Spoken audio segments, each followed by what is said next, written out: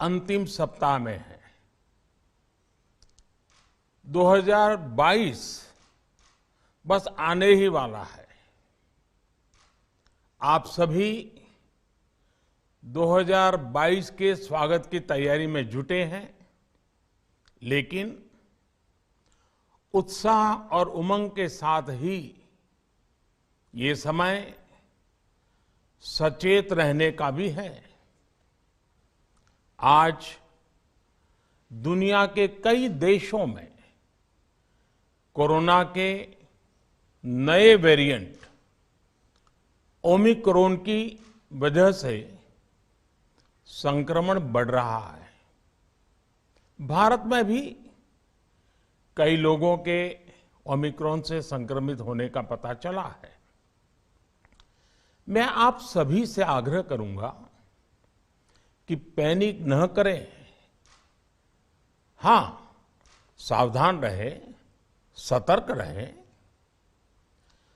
Mask उसका भरपूर उपयोग करें और हाथों को थोड़ी थोड़ी देर पर धुलना, इन बातों को हमें भूलना नहीं है। आज जब वायरस म्यूटेट हो रहा है तो हमारी चुनौतियों का सामना करने की ताकत और आत्मविश्वास भी मल्टीप्लाई हो रहा है।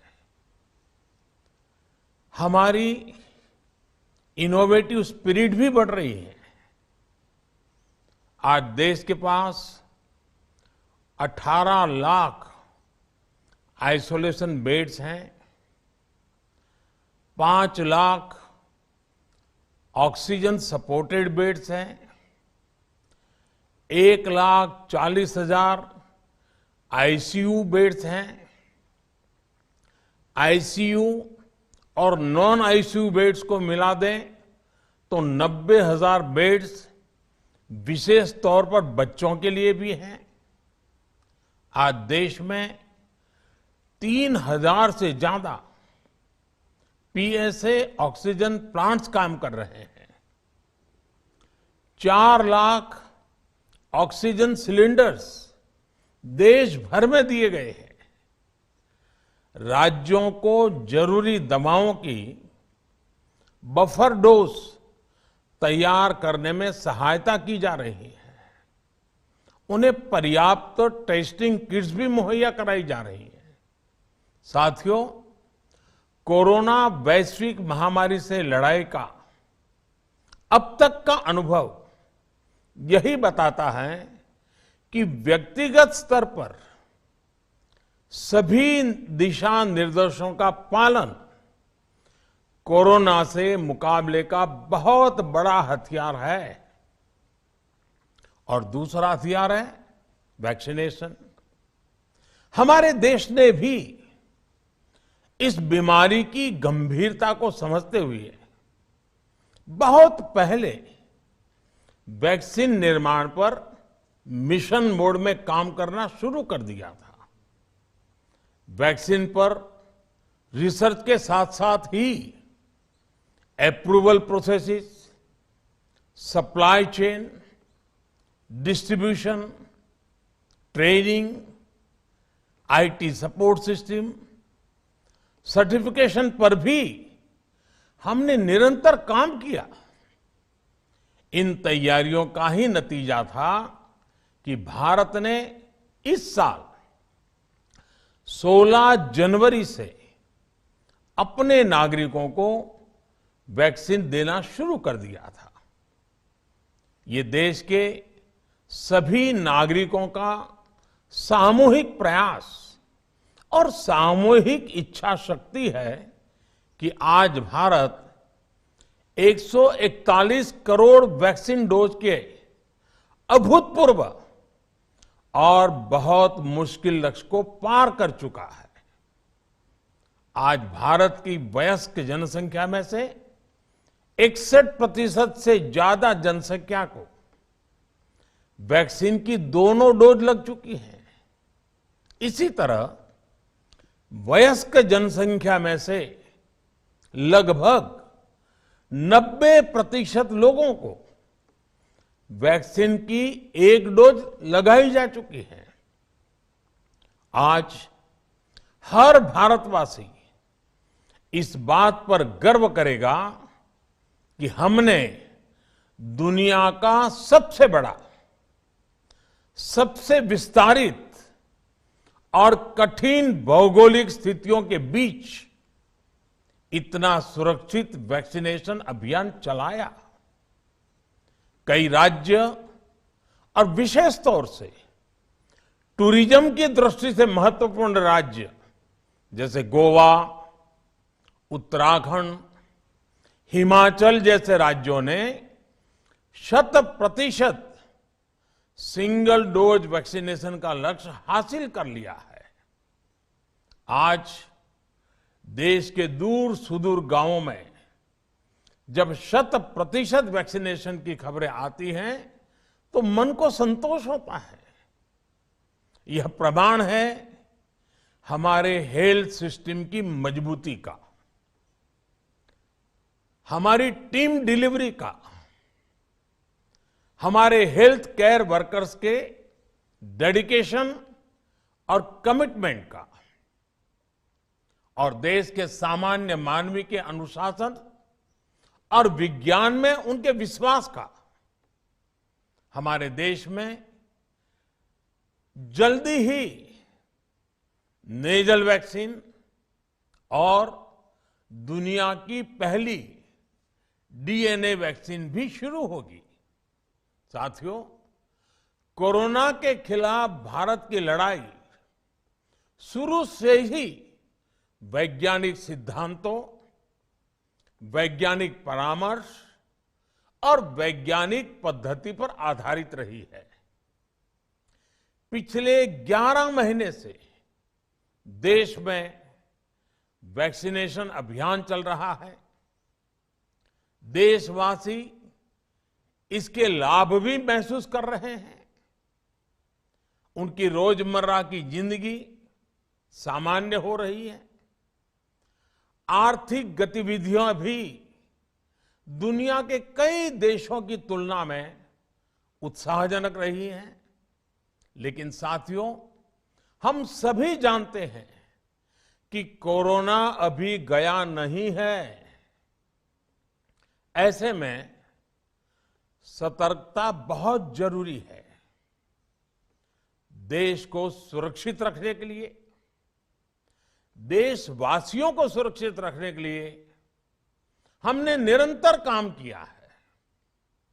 जब वैक्सीनेशन शुरू हुआ तो उसमें भी वैज्ञानिक सुझावों के आधार पर ही ये तय किया गया कि पहली डोज किसे देना शुरू किया जाए, पहली और दूसरी डोज में कितना अंतराल हो, स्वस्थ लोगों को कब वैक्सीन लगे, जिन्हें कोरोना हो चुका है उन्हें कब वैक्सीन लगे, और जो कोमॉर्बिडिटी से ग्रस्त हैं उन्हें कब वैक्सीन लगे। ऐसे निर्णय लगातार किए गए और ये परिस्थितियों को संभालने में काफी मददगार भी साबित हुए हैं। भारत ने अपनी स्थिति परिस्थिति के अनुसार भारत के वैज्ञानिकों के सुझाव पर ही अपने निर्णय लिए हैं। वर्तमान में ओमिक्रॉन की चर्चा जोरों पर चल रही है। विश्व में इसके अनुभव भी अलग अलग है, अनुमान भी अलग अलग है। भारत के वैज्ञानिक भी इस पर पूरी बारीकी से नजर रखे हुए हैं, इस पर काम कर रहे हैं। हमारे वैक्सीनेशन को आज जब 11 महीने पूरे हो चुके हैं तो सारी चीजों का वैज्ञानिकों ने जो अध्ययन किया है और विश्व भर के अनुभवों को देखते हुए आज कुछ निर्णय लिए गए हैं। आज अटल जी का जन्मदिन भी है, क्रिसमस का त्योहार भी है, तो मुझे लगा कि इस निर्णय को आप सबके साथ साझा करना चाहिए। साथियों, 15 साल से 18 साल की आयु के बीच के जो बच्चे हैं, अब उनके लिए देश में वैक्सीनेशन प्रारंभ होगा। 2022 में 3 जनवरी को सोमवार के दिन से इसकी शुरुआत की जाएगी।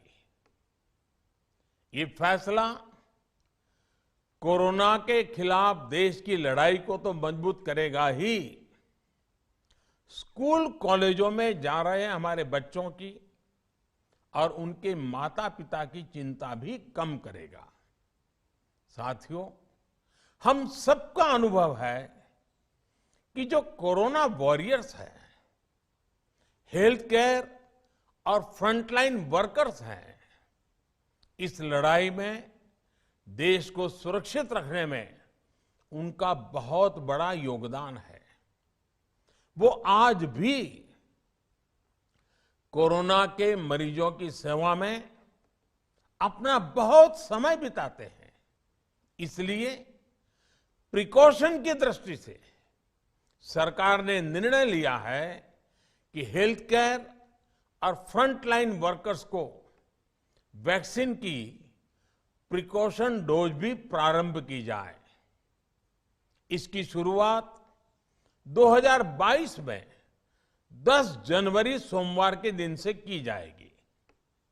साथियों, कोरोना वैक्सीन का अब तक का ये भी अनुभव है कि जो अधिक आयु वाले हैं और पहले से ही किसी न किसी गंभीर बीमारी से पीड़ित है, उन्हें प्रिकॉशन लेना सलाह योग्य है।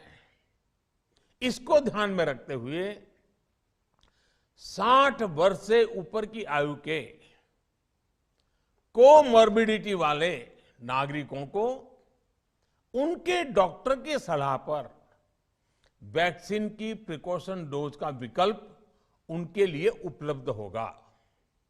ये भी 10 जनवरी से प्रारंभ होगा। साथियों, मेरा एक आग्रह है कि अफवाह, भ्रम और डर पैदा करने के जो प्रयास चल रहे हैं, उनसे बचना चाहिए। हम सभी देशवासियों ने मिलकर अब तक दुनिया का सबसे बड़ा वैक्सीनेशन अभियान चलाया है। आने वाले समय में हमें इसको और गति देनी है और विस्तार देना है। हम सभी के प्रयास ही कोरोना के खिलाफ इस लड़ाई में देश को मजबूत करेंगे। आप सबका बहुत बहुत धन्यवाद।